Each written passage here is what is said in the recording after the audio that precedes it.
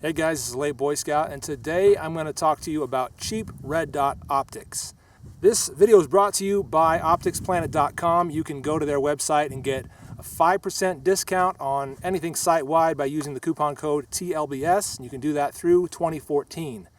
So let's talk about some of these optics that Optics Planet sent me to try out and discuss kind of what the theory is, some of the philosophy behind cheap red dots, and whether they're really worth picking up.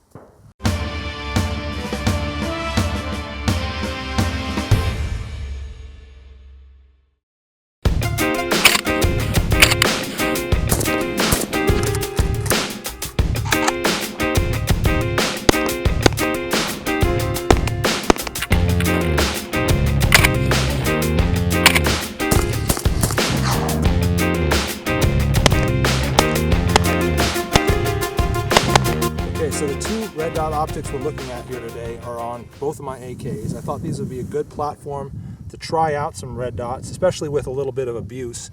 The AK is known for being durable and kind of rugged. So let's put some cheap red dots on a rugged rifle and just see how they hold up. That's kind of my thought about it. My feeling on getting a really cheap and simple one is, if you don't have a lot of experience with a red dot and you're not sure what you want to get down the road, but you want to get, like I said, some experience with one, start off cheap.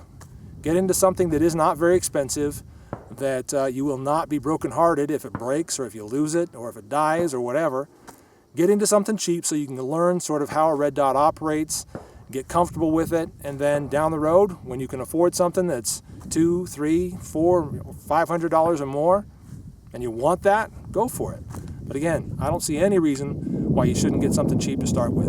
Another great reason is maybe this is something to put on a really inexpensive gun, or for maybe you have like a cheap .22 rifle or something like that. And maybe this is not going to be something that you need extreme accuracy from or extreme durability from, especially if it is not necessarily a .22, but maybe even an air rifle or something like that. These would be excellent for air rifles with low recoil and really no concerns in regards to durability. I think a cheap red dot is an excellent option.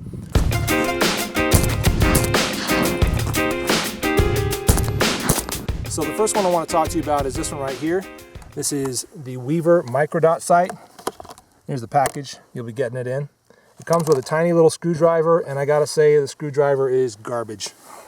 It doesn't work very well. Now you need some kind of a small screwdriver in order to make the adjustments to it for windage and elevation, and also to lock those adjustments down, and I'll explain what I mean by that in a moment.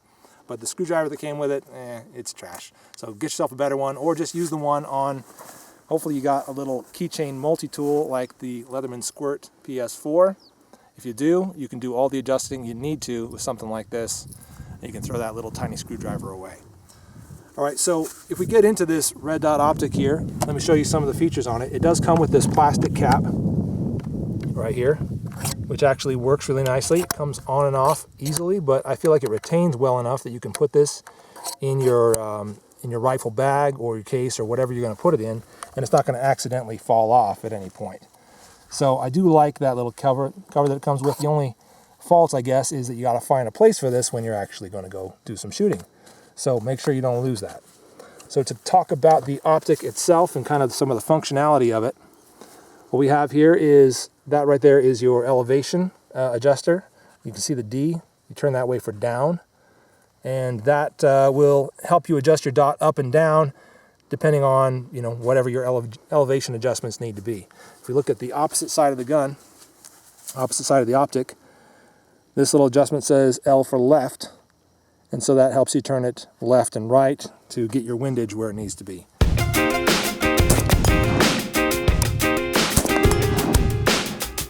This is your single mounting point right here. And that is just a big turn screw that you can use your thumbs or your fingers to turn, and that's really nice that you can do that with your hands. Of course, you can't get it really torqued down tight, so it's obviously better if you get a screwdriver in there and really torque it in order to maintain the best accuracy. To turn the red dot on, there's actually this button right here in the front. It's kind of rubber and tactile. One press turns it on. And the camera probably won't be able to pick up the dot very well, but that turned it on, and there it is.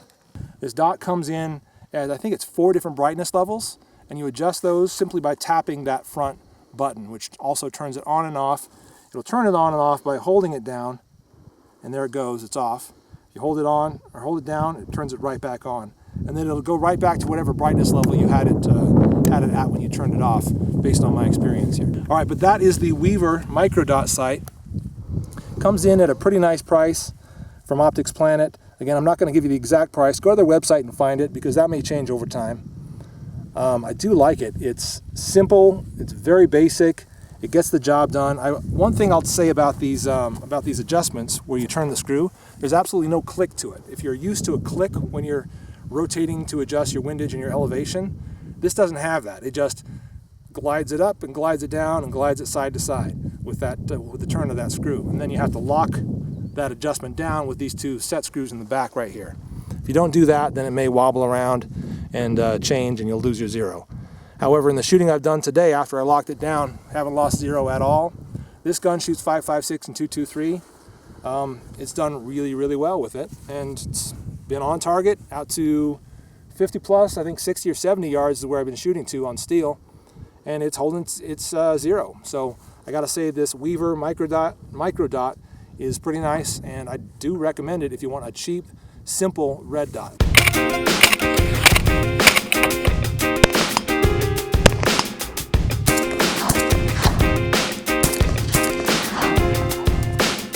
And this is the one by Sun Optics. This one is also a pretty decent red dot, and I will admit that I've had a few issues with it today. I'll try to cover those as we go. Now this one is actually on a 7.62 by 39 AK, so there is more recoil to it, a little more of a shock to the internals and to the controls. So if there's a failure, it would much more likely happen on this gun than it would on the 223. So let's talk about the optic, talk about how it works, and talk about how it may have failed here today. So the optic is, again, very simple. It's open, as you can see, unlimited eye relief, just like the first one. That's the front of it right there. It's pretty well protected by this steel hood and painted in a kind of a gloss black. I'd probably want that in a matte black to match the hardware on my rifle, but what the heck, I'll take it. There's the logo for Sun Optics on that side, as well as there. It says USA on it, but I don't think this is made in the USA. I'll annotate it if I'm wrong. And this adjusts in much the same way as the other one did. You've got elevation up on top and your windage on the side. So it doesn't tell you which way is which, unfortunately, so you kind of have to figure that out as you're adjusting it, which doesn't take very long. But it works in the same way as the other one did, where as you get your, in this case, an Allen key in there and rotate it, it kind of glides up and glides down, glides left, glides right, until you get it right to where you want it to be. This is a little unique in the sense that it's actually got sort of an auto power on. And I was a little skeptical about that and whether it would actually work, but you have a setting right here for A and a setting for M. If you have it switched to A, then it's switched to auto. And all you got to do to turn it on and off is take your cover, and that actually turns it off. Apparently you have a little light sensor right here at the front of the optic, and that senses when there's no light coming in, it turns off the light. Take it off, it turns it back on.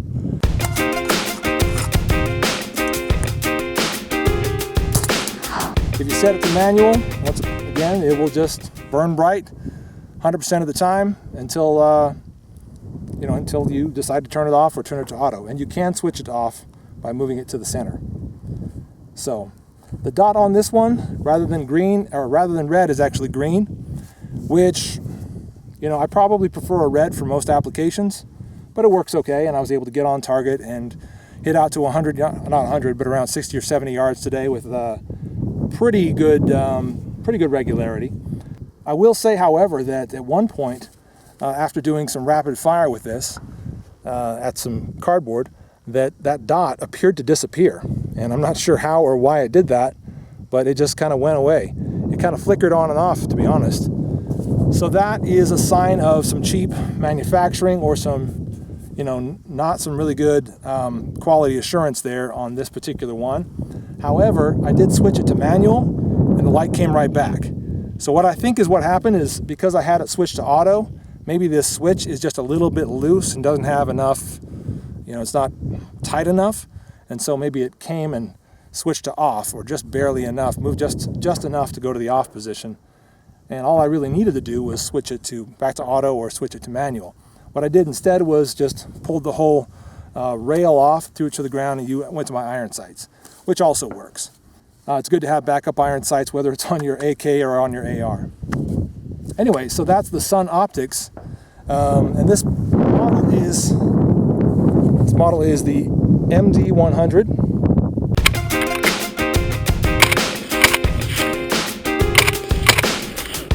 Alright guys, so there are lots of great inexpensive red dot optics available on opticsplanet.com that you can look at. These are just two of the pretty decent ones that are out there. These are the two that I was kind of most impressed with as I was kind of going through their website and looking at ones to try out. And if you're interested in a red dot optic but you don't want to spend a ton of money, one of these might be a good way to go.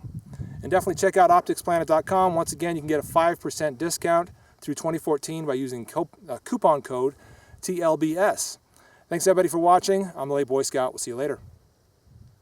Buy my Velcro-backed patches using the links below, and go to Blade HQ for the exclusive Knife Love t-shirt.